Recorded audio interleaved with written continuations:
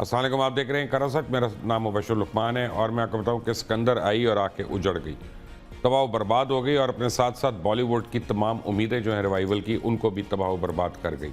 सिकंदर सलमान खान की वो latest film है जो 200 करोड़ से कहा जाता है कि बनी है, लेकिन अब तो इंडस्ट्री के इनसाइडर्स कहते हैं 400 करोड़ रुपए की बनी है और वो बुरी तरह फ्लॉप हो गई है। उसके ऊपर रिस्पॉन्स जो है बहुत ही ल्यूक वार्म रिस्पॉन्स था और उसकी लोकल और ओवरसीज़ कलेक्शन मिलाकर भी जो है वो प्रोड्यूसर का अब कबाड़ा होने से नहीं बचा सकती। बट ये एक्सपेक्टेड था।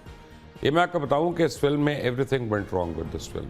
एक जो हम लोग हमने सुना है, पढ़ा है, सीखा है, वो ये है कि कंटेंट जो है वो बहुत इंपॉर्टेंट होता है, स्टोरी इंपॉर्टेंट है, स्क्रीन प्ले इंपॉर्टेंट है, गाना इंपॉर्टेंट है। और जब आप इन सारी चीज़ों पे ध्यान नहीं देते, आप सिर्फ स्टार वैल्यू पे ध्यान देते हैं या वीएफएक्स पे ध्यान देते हैं, और स्टार भी मेहनत नहीं करता अपनी एक्टिंग के ऊपर और वो उसी डायलॉग को बोल रहा है जो उसने 25 साल पहले बोला है, वही कपड़े पहने हैं, वही बाल उसका स्टाइल है, तो फिर वो मर जाता है। हमने पाकिस्तान में भी ऐसे बड़े केसेस देखे हैं कि जिन्होंने अपने आप को तब्दील नहीं किया, जो वक्त के साथ बदले नहीं, वो डिप्रेशन से चले गए। चाहे वो वहीद मुराद जैसा सुपरस्टार हो। वहीद मुराद की एक रीज़न जो थी नीचे जाने की, वो यही थी कि उसने वक्त के साथ साथ अपने आप को चेंज नहीं किया, अडेप्ट नहीं किया। उसके बालों का भी स्टाइल वही था, उसके चलने का भी स्टाइल वही था, उसके कपड़ों का भी स्टाइल वही था, उसकी अदायगी का भी स्टाइल वही था। और यही आज पूरी फिल्म इंडस्ट्री इंडिया की जो है उसके साथ ये मसाइल हो रहे हैं।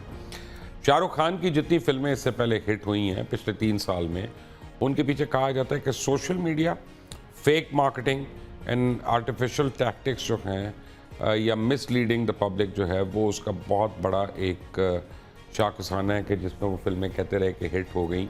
क्योंकि यहाँ तक हुआ है कि शाहरुख खान के ऊपर इल्ज़ाम है कि उनकी कंपनी जो है रेड चिलीज़, उसने क्या किया, रेड चिलीज़ ने, कि वो हर शो के 70% टिकट्स खरीद कर वो अपने लोग वहाँ पे भेजते रहे, फ्री स्टूडेंट्स को वहाँ पे भेजते रहे कि जी कॉलेज का शो बुक हो गया है जी, और कॉलेज वाले आ रहे हैं, यूनिवर्सिटी वाले आ रहे हैं, कैंपस वाले आ रहे हैं, यूथ आ रही है, हल्ला गुल्ला कर रही हो, कहते फिल्म बड़ी हिट हो गई। But now people have started to see through it. लोगों के पास ऑप्शंस हैं, लोगों के पास OTT में ऑप्शंस हैं। जहाँ पे नेटफ्लिक्स है वहाँ पे अमेज़ॉन है, जहाँ पे अमेज़ॉन है वहाँ पे उल्लू है, जहाँ पे उल्लू है वहाँ पे प्राइम है। सो अब मल्टीपल ऑप्शंस हैं लोगों के पास, और वहाँ पे सिर्फ $11 महीने का देना, $12 महीने का देना, और आपको हज़ार के करीब प्रोडक्ट्स जो हैं वो आपकी चॉइस पे, आपके क्लिक के ऊपर है। चाहे बीच में रोक दें, आगे जाके देखें, स्किप कर दें, दूसरा देखें, you are not paying extra. अब जब सिनेमा जाना होता है किसी ने और वो 2-2 हज़ार रुपये का टिकट अगर ख़रीद रहे हों और 3-4 लोग जा रहे हों और वहाँ पे कोक, सोडा, पॉपकॉर्न वगैरह लेते हैं, तो एक अच्छा खासा तखमीना बन जाता है। नॉट टू मेंशन कि उनका टाइम जो लग रहा है, जो उनको निकालना पड़ रहा है। तो अब suddenly people have started to realise कि हमने बेवकूफ़ी की चीज़ों के लिए नहीं जाना। आज भी हिंदुस्तान के अंदर, क्योंकि हिंदुस्तान दुनिया की सबसे बड़ी फिल्म इंडस्ट्री है, there is no doubt about that. कई मुख्तलिफ लैंग्वेजेस में हिंदुस्तान फिल्में बनाता है और हिंदुस्तान की फिल्में जो हैं वो आज भी ब्लॉकबस्टर्स हैं, चाहे वो बाहुबली हो, चाहे वो पुष्पा 2 हो, चाहे वो कोई और हो, तमिल फिल्में, साउथ की फिल्में, इवन बंगाल वगैरह में बड़ी बड़ी फिल्में बन रही हैं। लेकिन हिंदी फिल्म इंडस्ट्री का पहले दिन से एक शाखसाना रहा है कि ये थ्राइव करती थी प्लेजरिज्म के ऊपर, चोरी के ऊपर, कॉपी के ऊपर। RD बर्मन के जितने गाने आप उठा लें, 70% गाने जो हैं वो मुख्तलिफ धुनों की कॉपीड हैं। यहाँ तक कि इज़राइल का नेशनल एंथम भी कॉपी कर चुके हैं हज़रत। और आप मुख्तलिफ आप उठा लें, राजेश रोशन जैसे बड़े बड़े नाम, आप कोयला का पूरा साउंड ट्रैक उठा के देख लें फिल्म का, वो वेंजलिस की 1942 कॉन्क्वेस्ट ऑफ पैराडाइज की फुल कॉपी है। यानी नोट बाय नोट नहीं, अपना वो उठा के छाप दिया बस। बीच में ये भी नहीं किया कि यार मैं बीच में सितार बजा दूं या तबला दे दूं बीच में, ताकि लगे मैं कहूँ कि मैंने क्रिएट किया। नहीं, वहीं से ट्रैक उठाया और वहीं पे डाल दिया। इस हद तक over a period of time अब एक्सपोजर बढ़ गया लोगों का। लोग ट्रैवल करते हैं पूरी दुनिया में, लोगों के रिश्तेदार हैं, लोगों के दोस्त हैं, लोगों को एक्सेस है बाहर की दुनिया पे। लोग अब बेवकूफ़ नहीं बनते।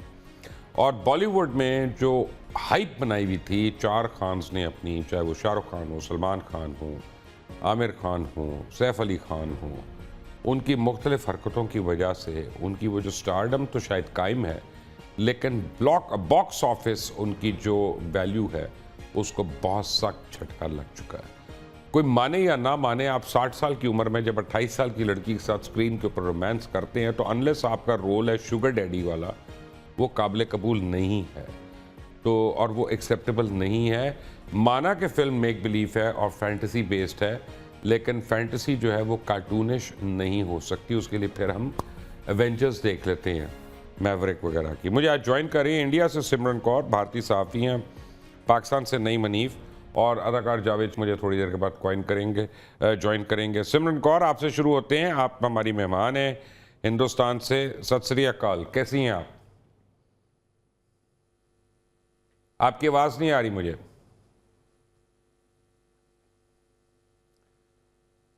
जी Simran, let's hope I can hear you now. जी बोले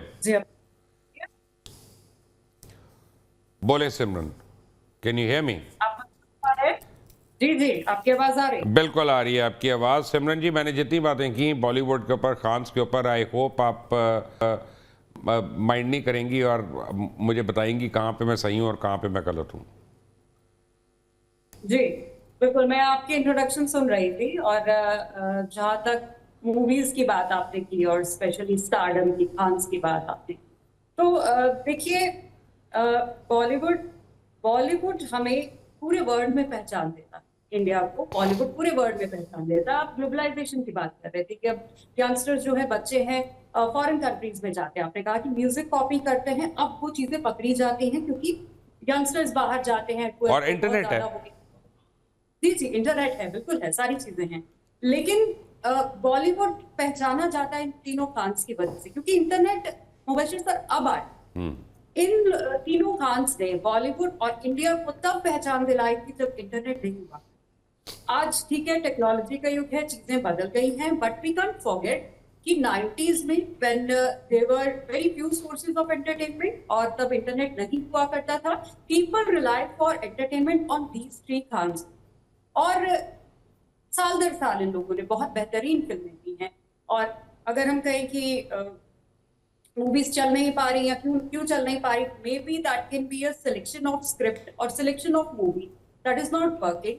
तो हम ऐसा नहीं कह सकते कि बॉलीवुड की वजह से या सॉन्ग्स कॉपी हो रहे हैं या इस वजह से बॉलीवुड के जो खान्स हैं या मूवीज हैं वो नहीं चल पा रही हैं। ऐसा कुछ नहीं है। तो मैं तो यही कहना चाहूंगी, थोड़ा सा आपको इंट्रोडक्शन। सिमरन जी, मैं आपको एक अर्ज करता हूँ कि मुझे एक बात, Yash Chopra was a good friend of mine और रमेश सिप्पी साहब तो अभी भी हैं, अल्लाह उनको ज़िंदगी दे, he is also good friend of mine. मेरी उनसे बड़ी डिटेल गुफ्तगू हुई है दोनों से, और एक बात हमेशा उन्होंने मुझे समझाई कि content is king, and you know when you do not work on your story, when you do not work on your screen play, film बनती है कागज़ कलम पे, शूट होती है बाद में जाके, लेकिन फिल्म उससे पहले टेक्निकली बन जाती है कागज़ के ऊपर पूरी। इस फिल्म सिकंदर में हमने देखा सारे एलिमेंट्स ऑफ फिल्म मेकिंग जो हैं वो मिसिंग हैं और रिलाई किया सिर्फ स्टारडम के ऊपर, विच इज़ नेवर इनफ। जी, मैंने इनफैक्ट ये फिल्म कल ही देखी है और मुझे जो लगा, क्योंकि सलमान की फिल्म थी ना, मैं ह्यूज फैन ऑफ सलमान, तो उस लिहाज से मैंने भी कल ये मूवी देखी। मिसिंग तो ऑफ कोर्स है, because this is not what we expect from Salman. We expect something extraordinary when we go to cinema to see Salman.